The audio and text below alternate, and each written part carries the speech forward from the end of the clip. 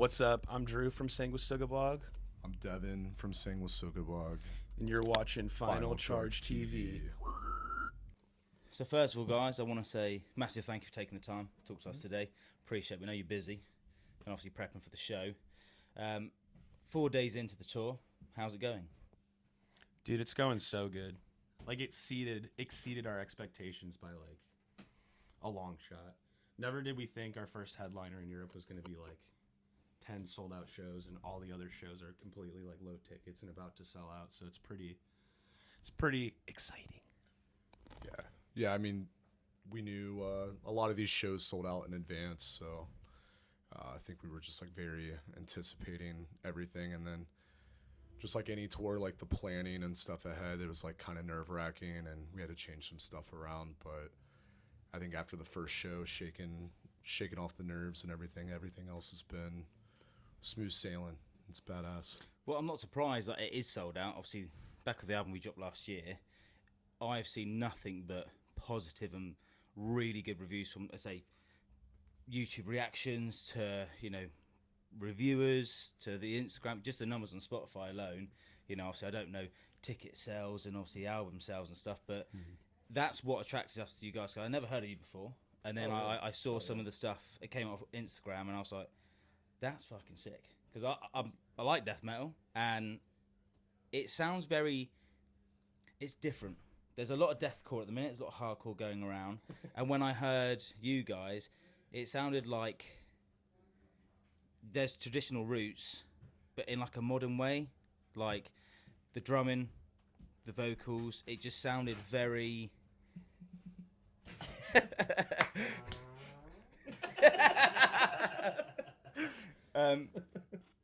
it sounded really fresh. It was like you guys have sort of revived death metal a little bit. Cool. Thank you. With the album dropping, how do you start your process of like doing an album? Like writing? Yeah, like, so if you guys are right, we need to write a record. Where's that beginning point? Well, we have a tendency to do everything last minute when it comes to writing music. Yeah. So we did a 6.5-week tour in the States and went home for a week and wrote a record in 2.5 months. And then we gave ourselves that time and like gave the deadline to be like when we get to the studio. So we were like just fucking cramming as much as we could into like such a short amount of time.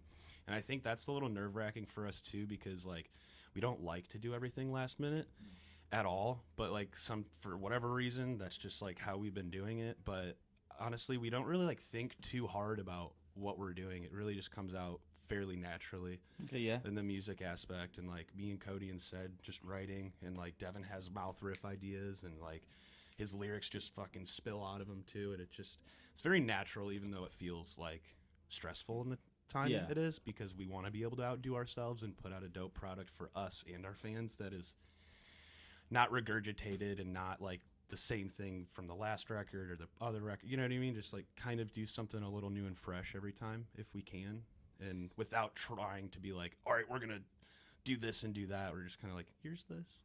It definitely works, because listen to all of the stuff that you have put out. This one definitely sounds like you've sort of found your sound. It defines like your band a little bit and like the direction you're going in, which is really refreshing to hear, because some bands who start getting success, they're like, okay, that's working, and they just chuck the same stuff out, sort of thing. I'm saying, not to talk shit about bands, but it was refreshing to hear it's a varied album as well. It's not all the same songs. Do you know what I mean? Is there a particular song which you guys find like, yeah, that's like you're hyped to play? I would say felony abuse of a corpse is definitely a really big one. It has like a little bit of everything. We just other than musicians, like we're just huge fans of music and all kinds of different music. And I think that song in particular touches on a lot of things. It has like nuances to new metal. Definitely has like more of a punk, like D-beat, like style feel. And then, like there is like a little bit of like maybe early like proto-deathcore and slam like in that song, just sprinkled all over the place. I would say that one's like really fun, and then Ritual of Autophagia is another really cool one. When we did that song, it's a Drew song, but we got Todd Jones and Nails to feature on it and kind of bring his part to life. And we got together like last minute. A lot of the finishing touches. Drew didn't touch on this yet, but a lot of the finishing touches on these songs, like, we did them at the studio. So like, in 2024, we played over 150 shows within that year. So anytime we had like at home, it'd be like 3 weeks at a time at the most. And it's like the last thing they probably want to do is pick up their guitar or write, just because we're just hammering sets like over and over again. So we booked studio time with Kurt Ballou at God City well in advance, like before the album was even written, to kind of just have like a deadline set, and light a fire under our ass to like actually get to work on it. But yeah, so a lot of those songs we never got to play like as a band. They were just ideas and fresh, and they were refined like in the studio. And then it was like, okay, we're about to tour now, we got to start busting these songs out. So it's like our last headliner back in November was like the first time we actually got to play these songs with each other. Yeah. And we got to see like in real time like just how cool and interesting these songs are. It's like, it's like for us that's kind of comparative to a fan like listening to our CD and finding the song on their own. That was like us refining the song. It was sick. Totally. But that's quite cool though, like, because obviously I talked to a lot of bands, and they're like, sometimes going on tour and finding what works in the set obviously massively helps, and so obviously you guys leaving things to the last minute sometimes must be quite stressful. Like, is this going to go down well? Is it not? I think we didn't worry about that. I don't think much on this record. We didn't really worry about it. I think it was more or less just like we trust ourselves in a way where like we're all so close with each other that we're like, all right, I think the way we can like express ourselves like sonically, it can, if we're happy with it, you know what I mean? Like, we hope that our fans would be happy with it as well, because Buzz Osborne from the Melvin said this one time. He's like, I feel like I'm a huge fan of our band, and if I'm a huge fan of our band, I think our fans will be a fan of our band. Or something silly, like, not trying to sound conceited at all, just kind of like helping you have a little bit more confidence with it. Like. Yeah, we write what we like, and we don't really think twice about it, because it's like we have so many different influences and inspirations that why not put all of them to use without even like directly like jacking from someone, you know what I mean? Yeah, Just, like, I mean, that's the best recipe. Like, there's so many people that I've spoken to. It's like, if we write for what we like, and I think if a band does that straight off the bat, you know it'll be good, because when people try too hard to please others, it's going to be shown on stage, because it's like, well, I don't like this song because we wrote it for like fans and whatnot. So when you actually see bands writing shit for themselves, it does show massively on stage. It shows massively through a record, and hence the success you're having off that record, and just in general. Like, I mean, you guys are going to talk Lamb of God. Yeah. Is that a bit of a mind blowing sort of? Oh, big time.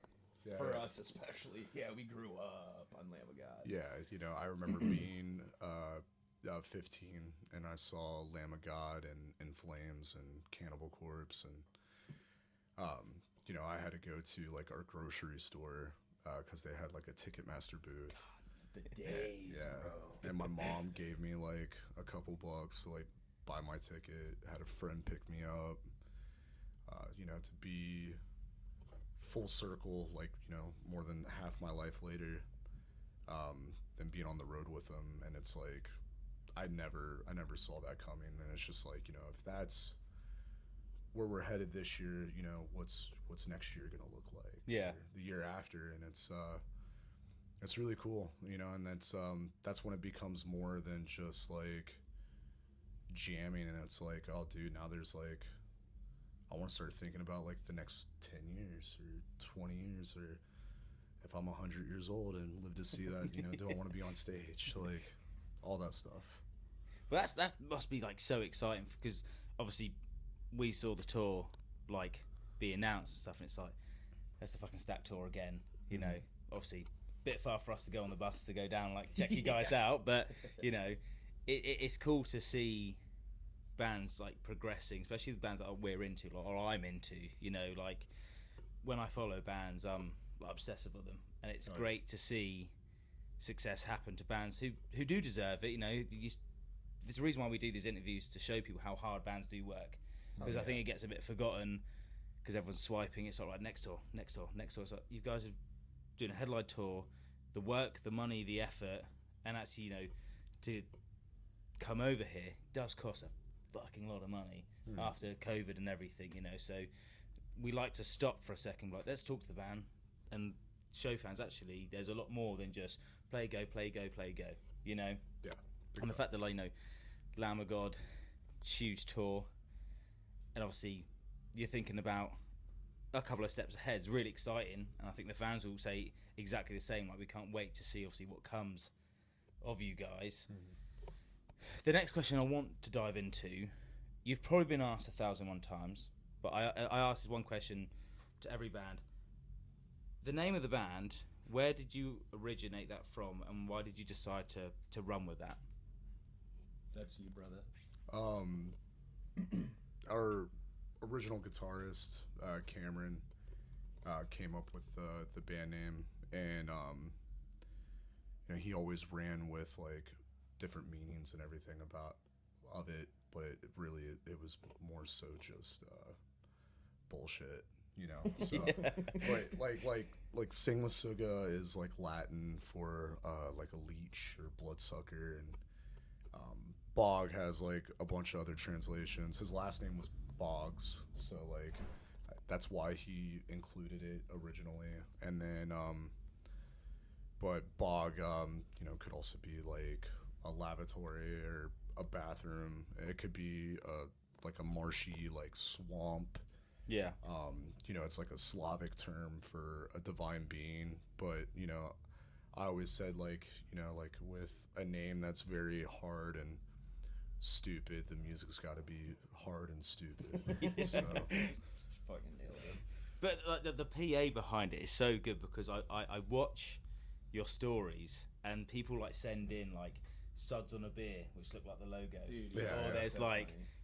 mud or whatever. Is there one particular thing you've been setting out which, like, that's pretty fucking, you know, spot on, that sticks out? Because I mean, you get thousands of it.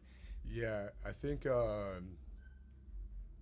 someone like shaved their pubes one time in a towel. I was like, that actually looks a lot like that. And then there was you know, we toured with Cannibal Corpse 3 years ago. Oh, the fuck, it was 3 years ago. And Damn, yeah. Corpse Grinder called us Samsung Sudafed. And I was like, out of all the names I've heard, I was like, that's pretty damn good. Yeah, that one's funny. Yeah, that one's not like completely made up. That's two different things. Yeah. Because I do see a lot of people, like, it's mainly in America, they go around to the crowd like, pronounce the N, pronounce the name, pronounce the name. Yeah. So for the record, for the UK fans, what is the correct pronunciation of it? Sanguisugabogg. So if you slow it down, it, you know, Sanguisugabogg. because I show people who have no idea about metal. I'm like, oh, who you seen tonight? I show them, they're like, what the fuck is that?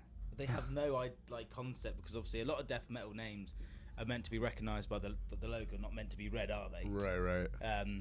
Which yours definitely obviously lives up, because you show some people like, you guys are fucking weird. You can just like see this stuff, but They're not wrong.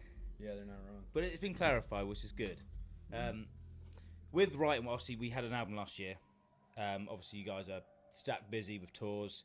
Is there any thought on a little bit of writing for maybe a single, or have you got ideas in your head to start getting in the studio? We've been talking about when to start writing again, because we want to be a little more ahead of time and like write more and be able to like have a bunch of songs to choose from and figure out what we're gonna do. Because at this time we're not on a label anymore either. So contractually like restricted from anything. yeah, Okay. and I know this record cycle just started in November, so we're gonna be on tour for a couple more years. But if we can spend time together and like start getting some songs written together just to like start the process, that's ideally what we would like to do. I don't know when, exactly anything next will come out, but we always talk and tell each other that like every 2 years there will be a full length record. Like we don't want to do anything more than, we don't want to do 4 years, we don't want to do 3 years, like every 2 years, because like people's ADHD, like they always want something new. They can't have enough. They always want something new, and like we're the same way. We're so ADHD, and I'm already ready to start writing again. Same. You know what I mean? Like I'm already geeked up and ready to start writing again. And I know, have an interface. yeah, we do. We did bring one. We might write something on this tour. Yeah, and Cody and Seth are also like into the idea of starting to write again soon too, and that's exciting for us just because like we're so stoked on this last one. We're like, holy shit, like how, like let's get stoked about something else. You know what I mean? Yeah. And with us not being on a label right now too, we're like, do we want to put out a little EP or do we want to do a couple singles? But we don't know yet, so I don't want to get anyone's hopes up. But that's like something we've been talking about for sure. At least there's hope. There's hope. We're never going away, so don't worry about that. I promise you. And is there any, obviously you've had a couple of features, is there any one that you have in mind possibly that you would like to see how they would work on the album, like a little feature or a collab with anybody? No, we've always talked about collab. I mean, the last record we featured Dylan Walker, Full of Hell, on the track 10, Paid in Flesh. And Happy birthday, Dylan. happy birthday, Dylan. And we did, that's weird, right? He just texted me too. No shit. Yeah. And we've always talked about like the idea of doing like a collaboration, you know, where it's both bands on every song, and That'd be cool. putting out a collaboration record all together, because we're so much alike as people, but so it's a whole different kind of chaos, like our bands. So, you know, to put us in a room with instruments and microphones, like I feel like something cool and crazy would come That out would of definitely be like a mindfuck sort of record. Yeah, You know, for sure. that would be chaotic because Full of Hell, as I say, they're playing here, not too Oh Jesus. Yeah, with representing. Jarhead. Jarhead, Val? Yod, and the Body. Is that on that? No, Oh. they're not. Be crazy if they were. But Yeah. they're insane live. We've caught them a few times. So to imagine what an album with you two on would be, definitely a mindfuck. Our first time in Europe, they took us out. When we played a metal fest, Decibel Metal and Beer Fest in Philadelphia, and that was like the first time that we really hung out with them, and we hung out all fucking day. And at the end of the day, Dylan came up to me and Devin. He's like, in like 2 weeks, you're gonna have an offer for Europe. You have to come with us. And they were like, it's gonna be fucked. We're going everywhere crazy. And I was like, dude, let's go. Let's do it. And sure as shit, fucking fast forward a couple weeks and we did it and we went, and it was awesome. We all got so sick, but gained like brothers for life, you know, like that's our brother band for sure. With going on tour, obviously back in the day when, you know, you had bands like Sabbath and the OG bands, it was all sex, drugs and rock and roll. Is it still like that? You don't have to disclose anything, but is it still like, do you guys party or, you know, have beers with fans and go out in like cities and explore? I smoke weed and drink beer, but I don't, that's really it. Sometimes I'll party, like drink a little too hard, but no, it's not like we're not out fucking doing dumb drugs and acting like fools and like sleeping around. Like we take what we do really seriously. You know what I mean? Like even if sometimes it doesn't seem like it as like a visual thing, like our merch or whatever, like is our memes or what have you, like that is like just part of our identity. But at the end of the day, like this is very near and dear to us, and we don't ever want to like risk that. Not that we don't like sex. Yeah, we love that shit, but you know, like but no, yeah, we're tame, you know. We definitely have beers with fans, definitely go hang out with the fans, smoke a joint with the fans, you know, but no. I politely turn down beer. Yes, Devin is not a drinker. Just a smoker. Okay, Not even once really. in a while you'll catch me maybe smoking. Okay. But yeah, no, if you want to talk movies or go to the gym or something, I'm more inclined for that. Good. Well, I'm not going to take any more of your time up, guys. I'll say thank you very much again Appreciate you for taking so the much, time. man. Good to meet you, Jen. And I can't wait for the set. Fuck yeah.